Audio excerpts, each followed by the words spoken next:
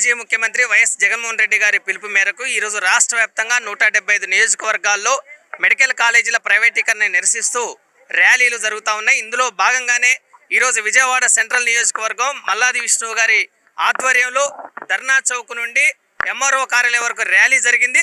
ఈ రాష్ట్ర ప్రభుత్వం జగన్మోహన్ రెడ్డి గారు ఏర్పాటు చేసిన 17 ప్రభుత్వ వైద్య కళాశాలలో 10 కళాశాలల్ని ప్రైవేటీకరిస్తా ఉంది, ప్రైవేట్ భాగస్వామ్యానికి ఇస్తా ఉంది. 15 ఏళ్ళు ముఖ్యమంత్రిగా ఉన్నానని చెప్తున్న చంద్రబాబు నాయుడు హయాంలో ఒక్క మెడికల్ కాలేజీ కానీ ఒక్క మెడికల్ సీట్ కానీ ఈ రాష్ట్ర విద్యార్థులకు అందుబాటులోకి రాలేదు. 2023లో 17 ప్రభుత్వ వైద్య కళాశాలని జగన్మోహన్ రెడ్డి గారు ఒకేసారి ఏర్పాటు చేశారు. అందులో 5 కళాశాలలు తరగతులు కూడా ప్రారంభమయ్యాయి.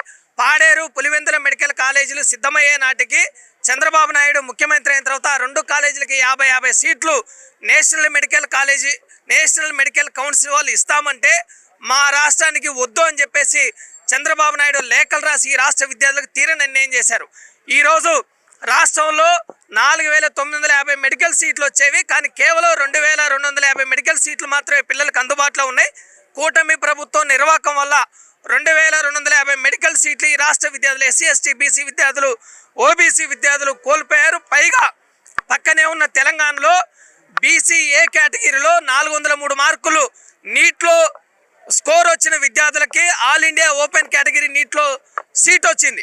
కానీ మన రాష్ట్రంలో బీసీ ఏ కేటగిరీ విద్యార్థులు 471 స్కోర్ చేసిన వాళ్ళకు కూడా ఈరోజు నీట్లో సీట్ రాలేని ఒక దుర్మార్గమైన స్థితి ఈ రాష్ట్రంలో ఉంది అనంటే చంద్రబాబు నాయుడు పాలన ఏ విధంగా ఉందో మనం అర్థం చేసుకోవచ్చు.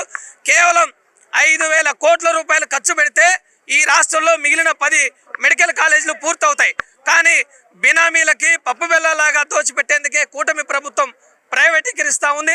అందుకని ఈ ప్రైవేటీకరణ తక్షణమే ఆపివేసి ప్రభుత్వ రంగంలోనే యథాతథంగా ఈ మెడికల్ కాలేజీలు నిర్వహించాలని చెప్పేసి జగన్మోహన్ రెడ్డి గారు పిలుపునిచ్చారు. ఇప్పటికైనా ప్రభుత్వం మెడికల్ కాలేజీల ప్రైవేటీకరణ విరమించుకోవాలి. లేని పక్షంలో ఈ ఉద్యమాన్ని తీవ్రతరం చేస్తామని ఈ సందర్భంగా తెలియజేస్తూ ఈరోజు ర్యాలీలో విద్యార్థులు, తల్లిదండ్రులు, రాజకీయ పార్టీలు కూడా పాల్గొన్నాయి.